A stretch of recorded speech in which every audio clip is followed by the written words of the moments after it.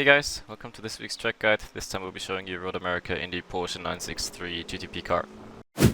So you'll be starting out your lap on the far left hand side, since the last corner is a right-hander and the first corner is a right-hander, so you want to basically stay where you are when going over the start-finish straight, and you'll be pretty much reaching maximum speed before approaching turn 1.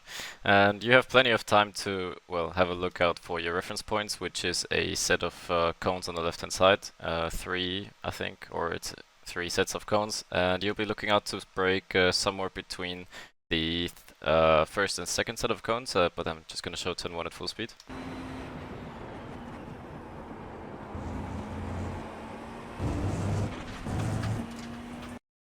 So as I pointed out, you want to be looking out to be braking at some point between the first set of cones and the second set of cones, and I think it's pretty much halfway, like a bit closer to the first set of cones rather than the second one, but you'll be introducing quite a lot of brake pressure. Pretty sharply initially, but you need to be releasing it pretty soon thereafter, because the moment you turn in, you cannot be fully on the brakes as well. So you want to be having a lot of input initially and really sharply, but release off the brakes as soon as you start turning in, which is right around the last cone right here on the left hand side. Like right as you pass that, that's when you start to turn in for turn 1. Go down to 4th gear and try and hook the car as much as you can on this inside curb right here. It is pretty smooth and it allows you to open up the corner that much more, and also has quite good grip. So it is slightly off-cambered, I should say. So it has a tendency to push the car off the curb if you don't take it properly. So you need to fully commit on it if you want to make use of it. And pretty much thereafter, or in terms of exit, there is a bit of extra curbing on the outside here, and you can get away with stripping or dipping one wheel into the gravel or into the grass right here on the outside, but obviously there's an off track here eventually, which is right around the middle part of your car, so you should be looking to have the middle part of your car on this extra bit of curbing as well, or have the middle part of your car at the very least on this bit of extra curbing here in order to avoid an off track. And yeah, pretty much thereafter you want to be sticking to the left hand side, but not fully align it immediately after exiting turn 1, because turn 2 at full speed looks something like this.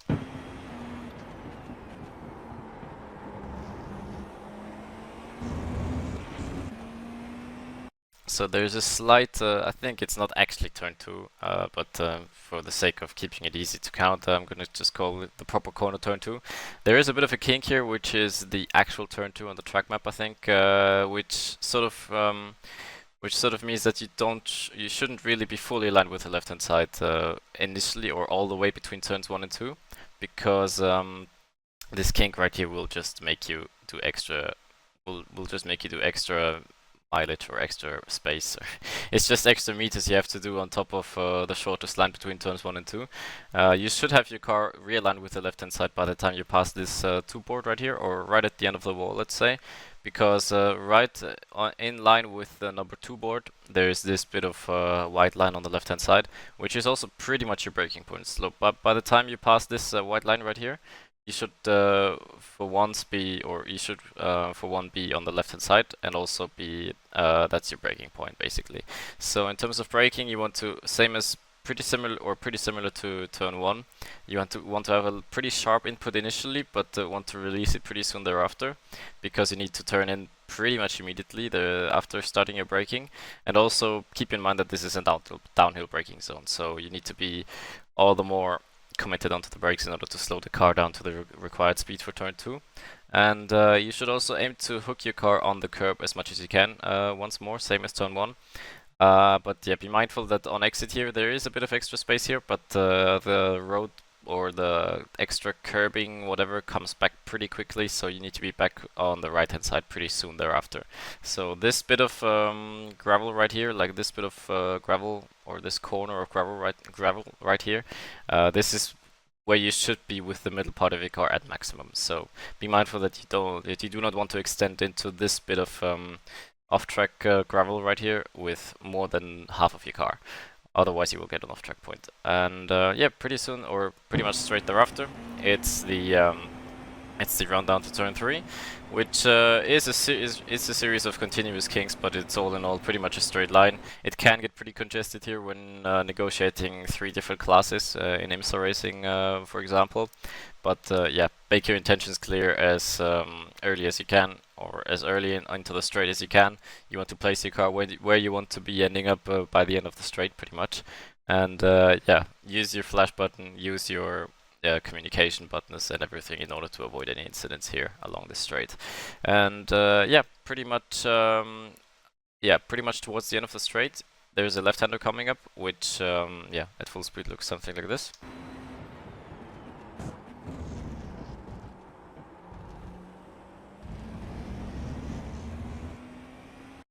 So you don't want to be fully aligned with the right hand side when you're initially braking. That's because there's a bit of extra space that opens up right as you pass or right as you're pretty late on into the braking zone pretty much. And in terms of braking point, first of all, there's this 3 marker right here, which I think is about 150 meters, I would say. It's a downhill braking zone, so you need to be all the more committed onto the brakes and all the more careful to not have a lockup on the fronts or the rears for that matter. But yeah, be mindful when braking for turn 3 that it's a downhill braking zone. There's a lot of bumps you have to negotiate in order to open up the corner as much as possible, so be mindful of that. So right as you pass the 3 board, you start to brake, and pretty soon thereafter, or pretty much in line with the 2 board, there's a bit of gravel strip that ends, or that sort of feeds into a normal tarmac strip, or a bit of extra space on the outside. You used to be able to pretty much extend all the way to the wall on the right hand side, but you're not allowed to do that anymore because of a slowdown that will wait for you. But I think as long as your left hand side wheel is still touching the curb or this outside curb on the entry to turn 3, that's pretty much the maximum you can open up the corner to the right hand side. So yeah, as I've pointed out earlier, there's obviously a lot of unevenness when negotiating this curb on the outside here, and also there's a bit of bumpiness going on the right hand side, so you want to be all the more careful on the brakes to not have a lockup. And pretty much right as the road evens out, or the drop of the road ends and it's pretty much even surface, pretty much at that point you want to start turning into the corner itself and try and clip as much of the inside curb as possible, but also be mindful here that the gravel on the inside of the curb is a bit aggressive, so you want to be taking the curb with your left hand side wheels at maximum. And when exiting the corner, there's a bit of extra space here on the outside. You can take as much liberties as you want with it, but there's a bit of, or there's quite a vicious bump here on the far right hand side of this curb right here. And the curb itself, it doesn't really have ideal grip, I would say, but yeah, I think you gain more time by extending and taking more speed through the apex of the corner, rather than saving a bit of speed and sticking to the left hand side of the curb, because this would theoretically have more grip available to accelerate out of the corner, but since you've taken more speed through the apex, I think you've basically gained your time there. And since it's a pretty short straight before turn 4, I think it's worth taking the wider exit and taking more speed through the apex in exchange for that. And yeah, you want to be coming back off the curb in order to align the car with the right hand side once again for turn 4, which at full speed looks like this.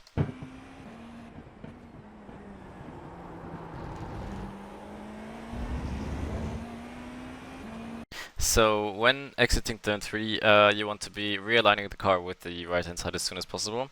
And this braking zone, or this sort of corner, is a pretty tricky one, because you start to prepare for the corner with the braking itself while you're in a steep incline, but you'll be going over a crest, and pretty much as you're going over the crest and the car starts going light, that's when you have to turn into the corner. So the trick here is to basically have get most of the slowing down part done when you're traveling straight, and as you're still moving within the incline of the corner, or within the incline of the track, and pretty much have only a very slight brake input when going over the incline in order to turn the car in for the corner. But yeah, you want to carry as little imbalance into the corner here as possible, because since you're going over a crest, the car will start going light, and there's all sorts of balance issues that go with that. So as I've said, you want to be getting the car slowed down as much as you can whilst still traveling straight, having no steering input in the car, and while you're still traveling upwards. And yeah, pretty much as you're going over the incline itself, that's when you start transitioning into the turning in phase. And what also helps here, in terms of downshift, I like to accelerate in second gear here. But since I want to avoid as much imbalance as possible, I take my time quite late on into the corner where before I shift down into second gear. So I pretty much shift into second as I'm going back on throttle here. So that sort of helps the stability of the car if you don't shift down twice and have high revs and everything whilst whilst you have all the load on the front of the car. So yeah, that helps quite a little bit or quite a bit when negotiating this corner to shift down pretty late on into the corner. And as far as the exit goes, there's a bit of extra space here on the outside once again, but if you can help it, try and only take use or make use of the red and yellow curb here on the outside. And yeah, pretty soon thereafter you start to swing back the car towards the left hand side for turn 5, which is a left hand or right hand kink, which you used to be able to take it full throttle basically, but since the GTP grip update you're not really able to anymore, but I'm just gonna show the full speed.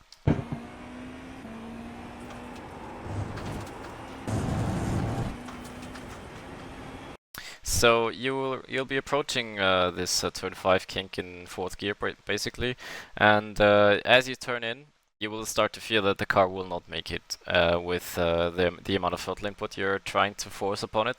So you start, or what I typically do, I start feeding off the throttle to get some of the weight shifted forwards, but you'll see me never really go fully off throttle.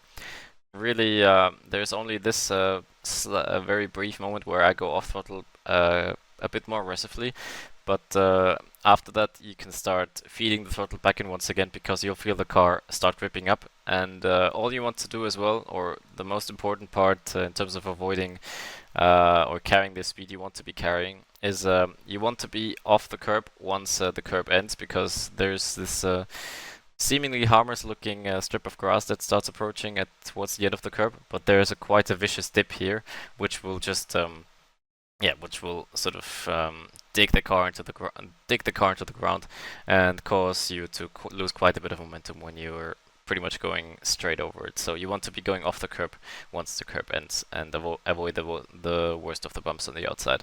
And yeah, you want to be bringing the car back over towards the right for turn 6, which is a downhill braking zone into a 90-degree left-hander, which at full speed looks like this.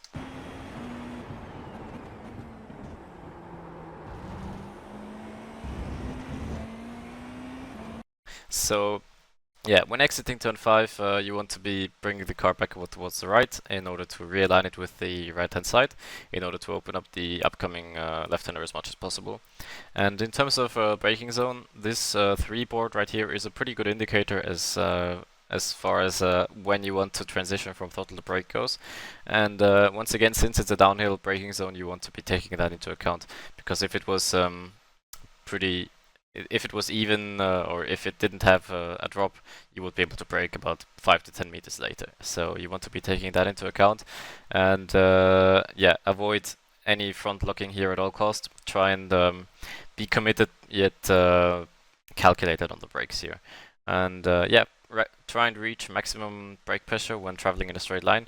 And pretty much as you're passing this one board right here, or right as you're passing this white line on the right hand side here, which is in line with the one board, obviously, that's when you start transitioning from braking into the trail braking and turning in phase. And right as you pass this line, you want to start releasing the brakes, and once again, same as turn 4, having a late downshift into the final, or into the desired acceleration gear, I would say. Prolonging that downshift quite late on into the corner sort of helps stability as well. And it also helps you listen to the tire noises a bit better, because the car isn't screaming on top of the rev range, and it's sort of at the medium to low part of the rev range, and it allows you to listen to the car a bit closely, or a bit more closely, in order to have a better feeling as far as where the car is in terms of grip levels right now. So yep, you want to be clipping the apex as much as possible on the apex, or you want to be clipping the curb as much as possible on the apex, I would say. And yeah, pretty soon thereafter, you'll be starting to feed the throttle in once again, and try and avoid having to take having to take this extra bit of space on the outside. Like going onto this extra bit of curbing here obviously is okay, but if you find yourself using this bit of extra space here on the outside, you'll be having a hard time bringing the car back towards the left hand side in time to avoid the gravel on the outside. So at maximum you want to be just grazing this darker patch of extra curbing right here on the outside. And yeah, straight after turn 6, you're swinging the car back towards the right hand side in order to open up this long continuous right-hander, which at full speed looks something like this.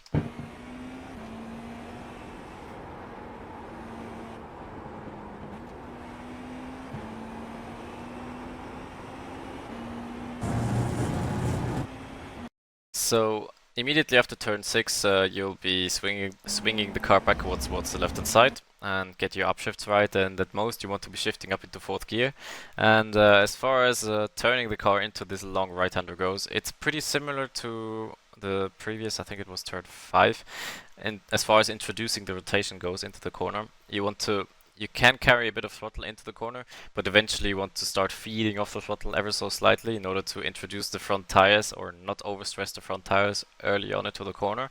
And eventually around a third of the corner, or around a third to halfway around the corner, you want to start slowing down the car once again, because the radius of the corner sort of tightens towards the end. But all this time you're trying to stay at the most about a quarter or a third of the way of the track width towards the right hand side. At most, or I personally prefer to stick to a bit of a tighter line all the way through the corner. But yeah, opening up through the middle part and coming back over towards the right hand side towards the exit helps you with the angle, because the radius of the corner sort of tightens towards the end.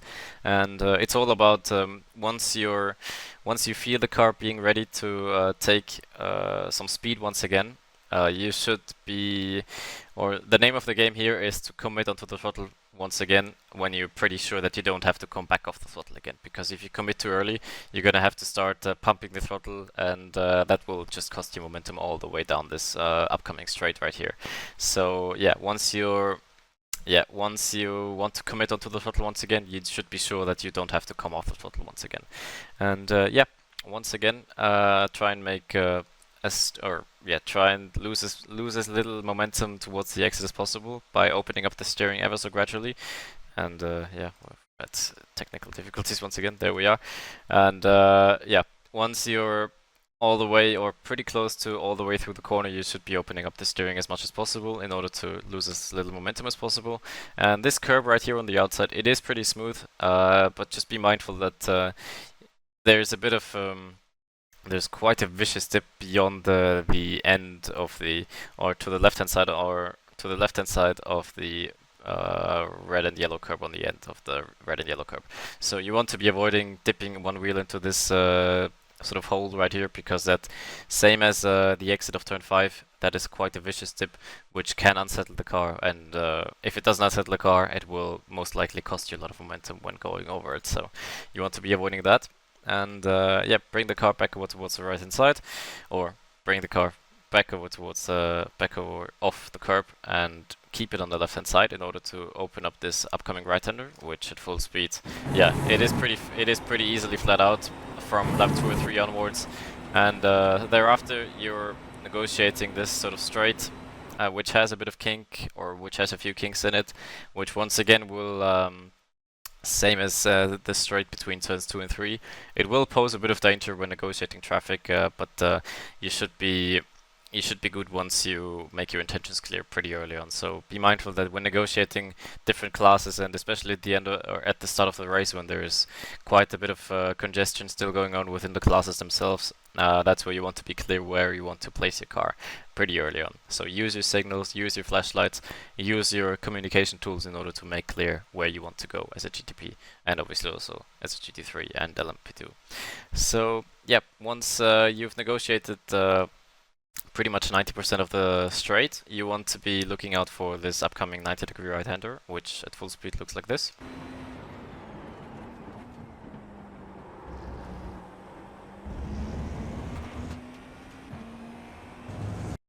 So when negotiating most of the straight, or when having finished negotiating most of the straight, you want to be looking out for this final left kink right here, which is pretty much the setup for the braking zone for this upcoming right-hander. I've lost count at which corner I'm at right now, but anyway. Yeah, as far as the braking goes, you want to be looking out for the foreboard on the right hand or on the left hand side, and that's when you should be having your car pretty much fully aligned with the left hand side in order to open up this corner as much as possible, and in order to have the most efficient braking as possible. And yeah, you're braking pretty much at close to 100% all the way through until you start turning into the corner. And also be mindful here that this corner is pretty deceiving as far as the braking performance goes. So even though it feels like you can brake a bit later, you should still be aiming to brake that little bit earlier, because you will easily overload the fronts here as well when going through this corner or when turning into this corner, which will then just hinder your exit basically. So you should be, just to recap, you should be braking right around the foreboard.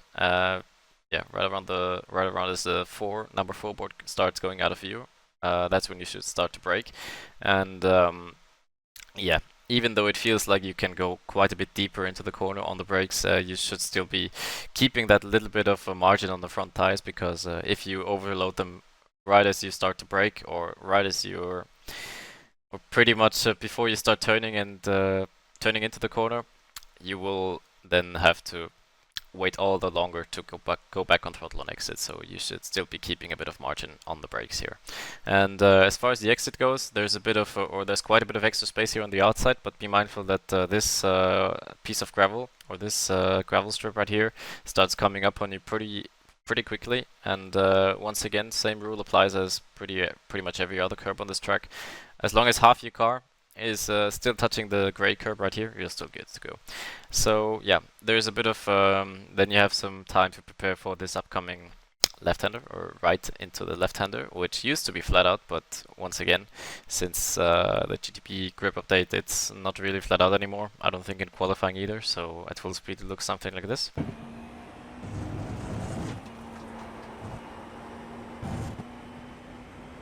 So you want to open up this corner as much as possible towards the right-hand side, and right as you start to turn in, you once again, pretty much same as turn 5, you start to feed off the throttle in order to shift some of the weight and the grip forward, or shift some of the weight and grip towards the front of the car in order to allow the front end to turn into the corner. And yeah, try and balance the throttle all the way through in order to feel out the front tires whenever they're ready to turn the car, or whenever they're ready to take some more throttle input, you should go back to full throttle once again. And this outside piece of, or this extra piece of space on the outside, it is pretty smooth. It used to be quite violent here, but in the Porsche and basically every other GTP car as well, it is pretty smooth, so you can make full use of it. But be mindful that you have to bring the car back towards the left-hand side for the final corner, which at full speed looks like this.